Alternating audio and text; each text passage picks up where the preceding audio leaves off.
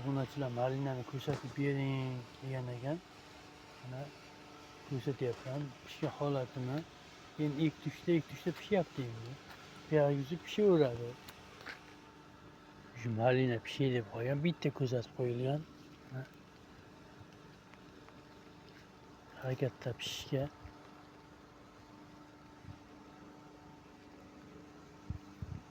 Mana o'sha gullab, solib, pishyapti mana malinalarimiz.